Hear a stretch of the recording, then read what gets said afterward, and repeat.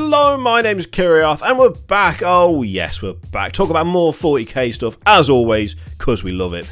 And today we're going to talk about 3 different rumours that I've seen over my time off, because I've still kept up with everything because I can't help myself, because it's 40k and 40k is awesome. So 2 of them we're going to cover because we have in fact talked about these things previously on the channel. It's like a little update thing almost. And the other one, which we're going to start with, is essentially a bit of misinformation, or maybe a mistranslation or crossed wire here and there, and it's about the rumours of a Games Workshop credit card. Now, I came across it on Fate212. There could well be, it looks like it came from Facebook, so there's probably a Facebook page with this thing on it that I didn't get to it that way. I got to it through this site. And we're going to talk about a couple of things to do with that. Firstly though, we've not really done that much in the way of rumours on the channel. Leaks, yes, we've covered a few leaks because, well, leaks are leaks. They are generally something that is definitely going to happen. We just don't know exactly what form they're going to take, and so a nice bit of speculation goes a long way. It's fun, it's interesting, and I quite like to sit there and work out what I did and did not get right.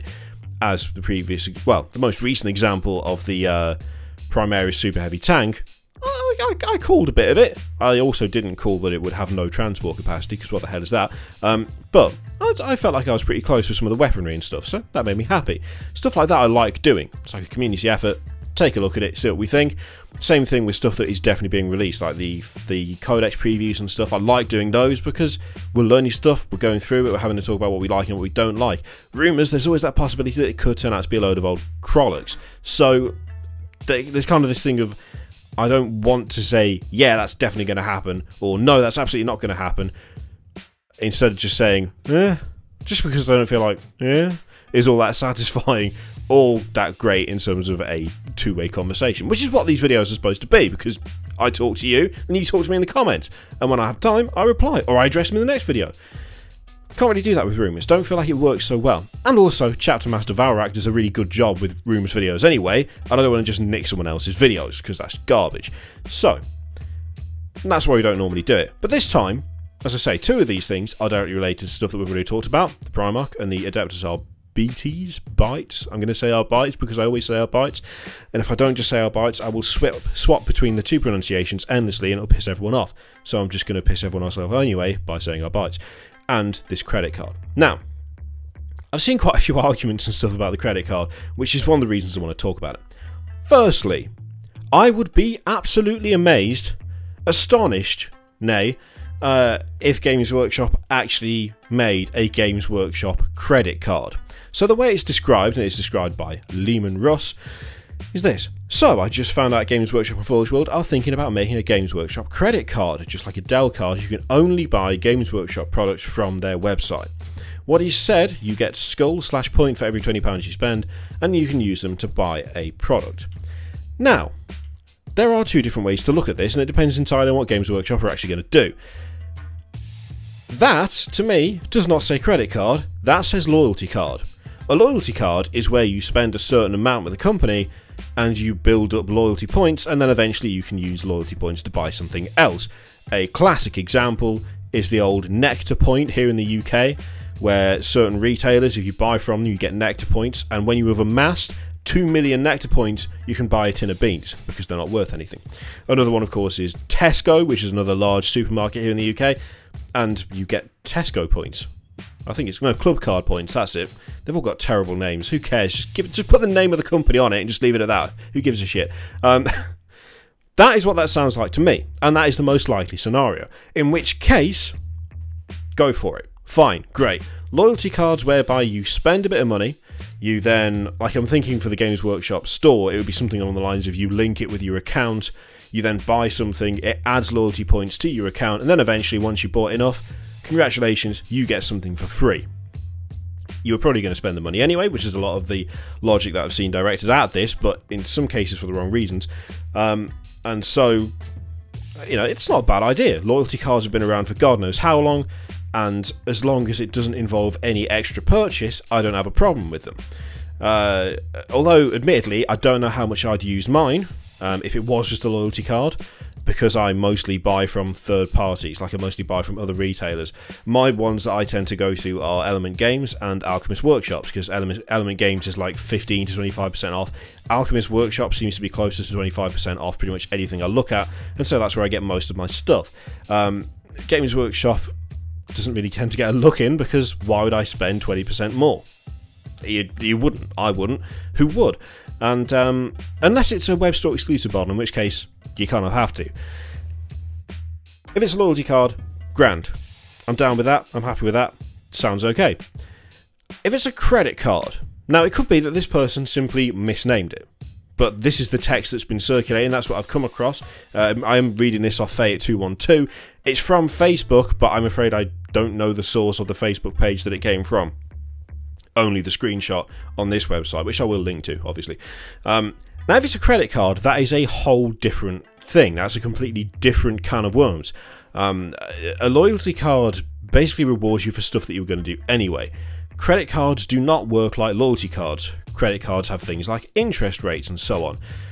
I am incredibly skeptical of Games Workshop creating their own credit card, because they would have to set themselves up as a lender, which is horrendously complicated and expensive, and would mean that they would, well, be set up to actually lend money to people.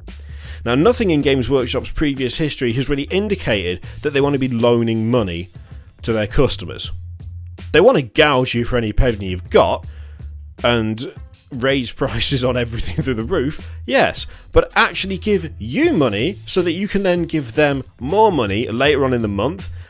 They're not quite there yet, I don't feel.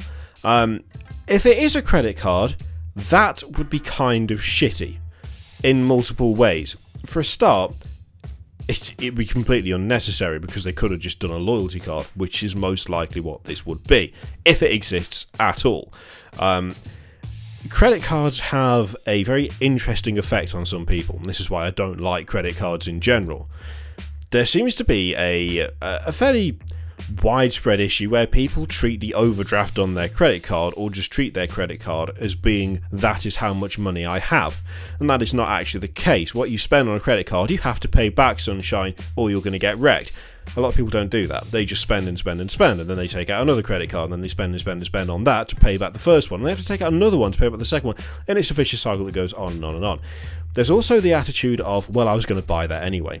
If you are using a credit card to buy, and I'm going to say it anyway, I know some people aren't going to like this, but using your credit card to buy frivolous stuff like 40k, because much though I like 40k, much though it is like 90% of my free time these days, I wouldn't count it as an essential. I'm not going to drop dead from not buying a new 40k model. I'll do that if I don't eat, but I won't do that if I don't buy another Redemptor Dreadnought, you know what I mean? There is a kind of attitude problem that a lot of people have, whereby they will say, well, I was going to spend the money anyway. And of course, there's a difference between spending the money now, when you need to consider that at some point in the future you may need to actually eat, or drink, or fill your car up with fuel, or be able to get the bus to be able to get to your job, to be able to get paid at the end of the month instead of getting fired for not showing up, and waiting until the next month and buying it. Credit cards can do weird things to weird people. Weird things to weird people. Weird things to some people. I misspoke badly there. And yeah, I would not be at all in favour of an actual Games Workshop credit card. I just wouldn't be comfortable with that at all. It would introduce a very strange relationship whereby you would be essentially short-term borrowing money from Games Workshop to buy their product so that you could then pay them slightly more because a credit card has an interest rate on it inherently. That's what it has. That would be absolutely bizarre. It'd be incredibly weird. I would not be happy with that at all. But contrary to what a few people seem to think, I would be amazed if that was true. It would almost certainly be a loyalty card. And I know at the start I was like, I don't like saying yes or no absolutely when there's a chance it could be something else. But I can't take anything else away from this. This is one of those rare occasions where I'm not looking at a rumour and I'm going, could be? I cannot see a situation or circumstance whereby Games Workshop became a lender with their own credit card that you could only use to buy their products off them, only to then pay them off at an interest charged rate. That would be mental. That would be absolutely batshit, and anyone with any ounce of sense about them would look at that and go, excuse me? What the hell are you doing? So, with regards to that rumour, it's either a loyalty card or it doesn't exist. Those are the two options. The credit card option is not being counted. That's two options. There is no third. It cannot be a credit card. That would be insane. And if it was, if by some million in one fluke chance, that 0.1% chance it was in fact a credit card, I would hope that you would join me in asking what the fuck they think they're doing. Okay? So, loyalty card or it doesn't exist. That's that taken care of. That is the credit. I apologise for saying weird things to weird people. I'm just going to leave it in. I could edit it out, but no. I'm just going to keep it in. Why not? So, let's move on to the next thing.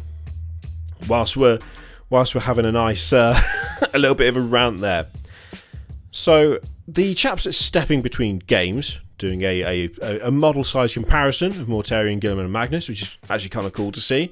Although it does reinforce the idea that how the hell did Guilliman survive a fight with Magnus, and how is he going to survive a fight with Mortarion?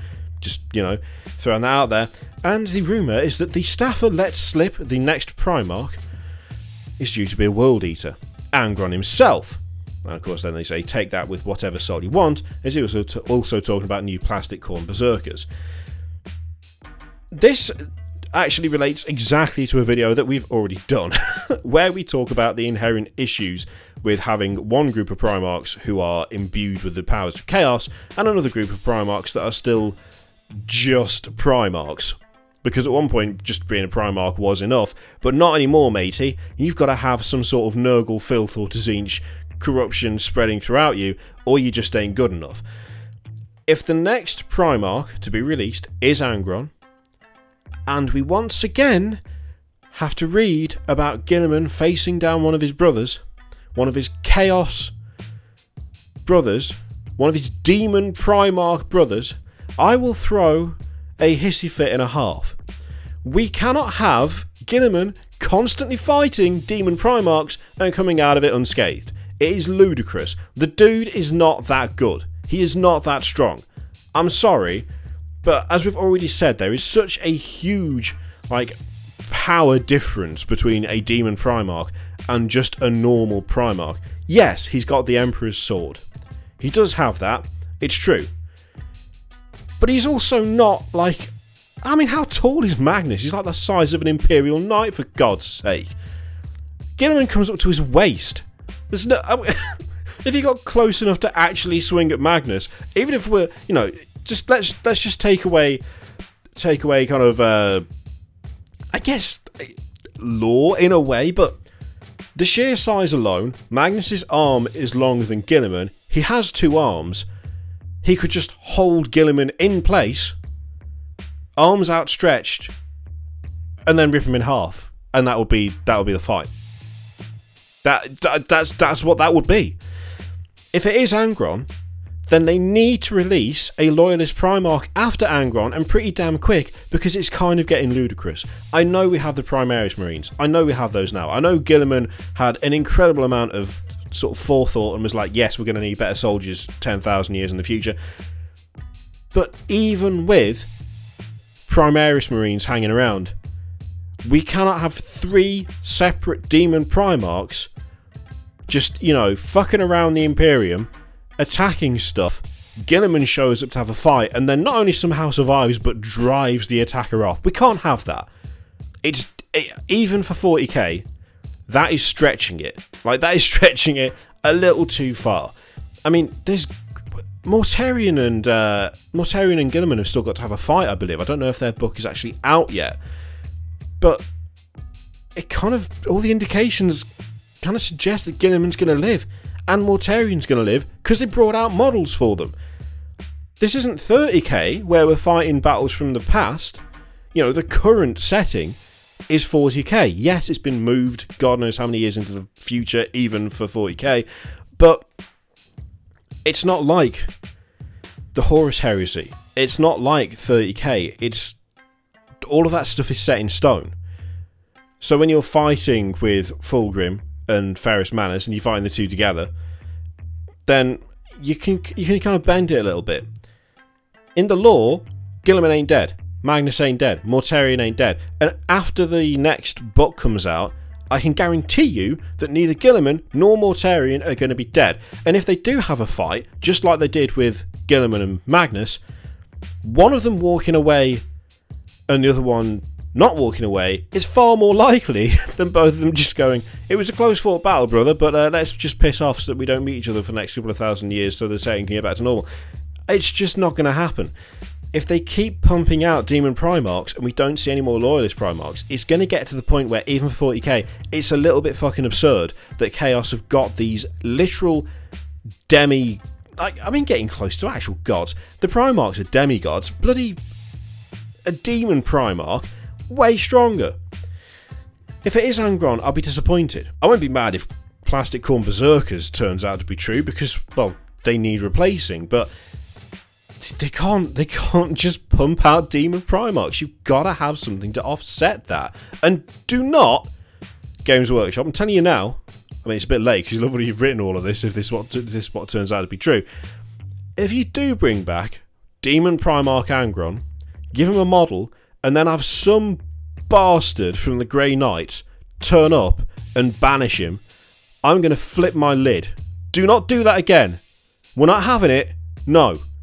The Grey Knights can fight him. They can lose for once. Alright? They can lose. Do not pull that shit again. I'm telling you. Don't do it. Finally, the Adeptus Arbites. I can't help myself. I just can't help myself. Gotta poke it. So, in this month's White Dwarf, in the Temporal Distort feature on page 132, it says the Adeptus Arbites haven't been around much lately, but with the likes of Gene Stealer cults on the rise again, who knows when they might be back. Ooh. Okay. So, when we talked about the Adeptus Arbites before, it was in the context of Necromunda. People getting excited, saying, is this a new faction for 40k? Is this going to be a new army for 40k, a new Imperium army? Is it going to be the Arbites for 40k? And I said, no, it's absolutely not. It's going to be a return of Necromunda. I mean, the end result of that sort of speculation on my part turned out to be accurate, even if the reasoning turned out to not be all that sound. But, you know, it's fine. It's fine. It worked. I think, based off that one single thing in White Dwarf, yes, there is a good chance that Adeptus Arbites would be coming to 40k at some point. It would make a lot more sense if they came to Necromunda first, and I suspect that's what will happen. There will be some sort of Necromunda thing where the Arbites will turn up, they will be there as a playable faction, as they should be, and, you know, everything will be grand. The 40k reference, in a way, is a little bit weird, because I don't know that the Necromunda stuff is actually on the same scale as the 40k stuff. Now, I have kind of, looking at base sizes and stuff, I think the Necromunda models are kind of scaled up compared to what we see in 40k. They seem to be a little bit closer in a way to Age of Sigmar scaling, which, by the way, I'm sure I've done this comparison before, if I can find the guy. Okay, so I think the Necromunda stuff is going to be a bit closer to Age of Sigmar scaling, which, until fairly recently, I thought was the same, until I put together my Barbarian for D&D, which is this chap, who is a Age of Sigmar Khorne Bloodbound Slaughter Priest, I believe. I've got him, but I can't remember what he's called. I'm pretty sure that's what it is. So that's that dude. I mean, he's pretty big, especially when you compare him to a Primaris Space Marine. Now, if you look at the guy, they're both on a level. Dude is significantly taller. I mean, Primaris are what, like 8 foot tall? Look at that. Look at that. The dude's got to be like 9 foot if they're using the same scale, which I don't know if they are. I mean, especially if you compare that to, say, a Mark III Marine. Look at the little stumpy idiot next to him. Ridiculous, isn't it?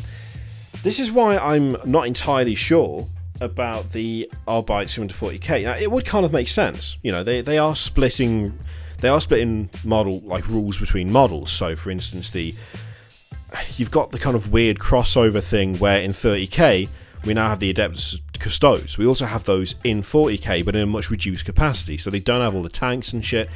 They've got like 2 different squads and that's about it, and it's kind of a splitting between games, which makes sense, and I could see working.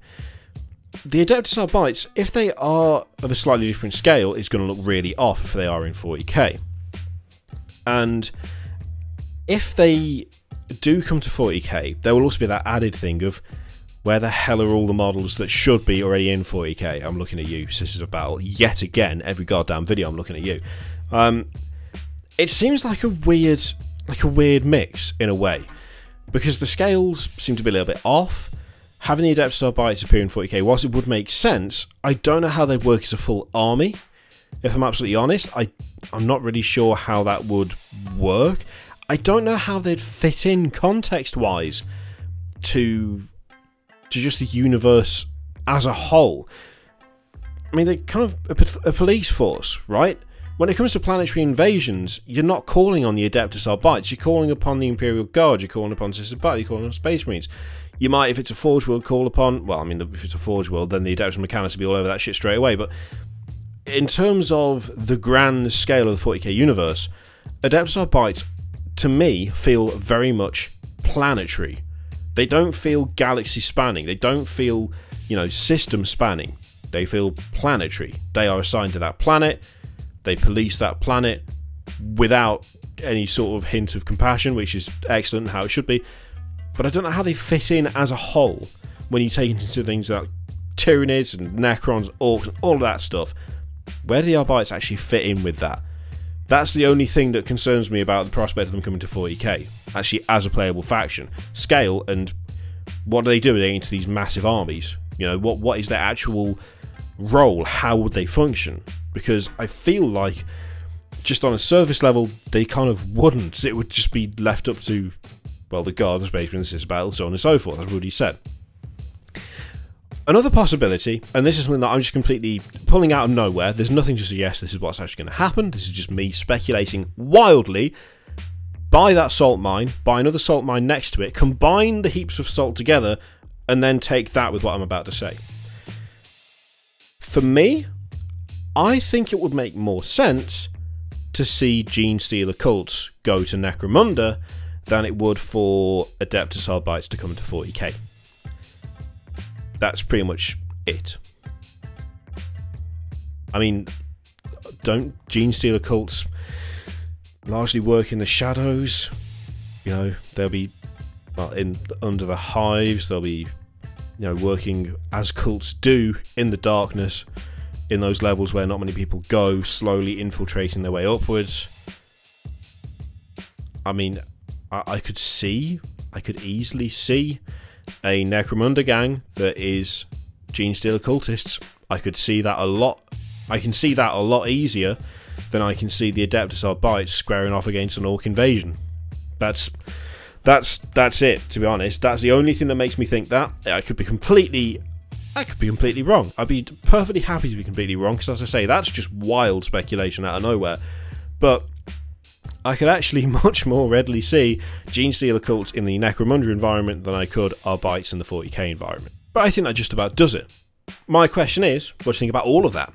There's a lot to talk about. There's a lot of stuff. If you want to write an essay in the comment section, go for it. I'll read it. What do you think about the possibility of a loyalty card? Good? Bad? Credit card? Bad? Really bad?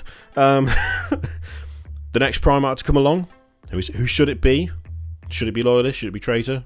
Should Gilliman fight off another Demon Primarch, or have we seen that enough by now? And Arbites coming to 40k, not coming to 40k. Genestealer cults going to Necromunda? I really wouldn't vote for that. That's just me just talking shit, to be honest. It could happen, but it probably won't. Anyway, thank you very much for watching. Let me know what you think in the comments below. I always read them, as you know. If you'd like, you can click the various other things on the screen, videos, Patreon, subscribe, all of that stuff. Oh, you can like the video as well. I always forget to say that. I always forget to say you can like it. I think I do, don't I? To be honest, these outros are so rambly and horrendous that I can't remember what I say from one day to the next. Like it if you like it, and don't like it if you don't. It's fine. I'll see you for the next one. Toodaloo.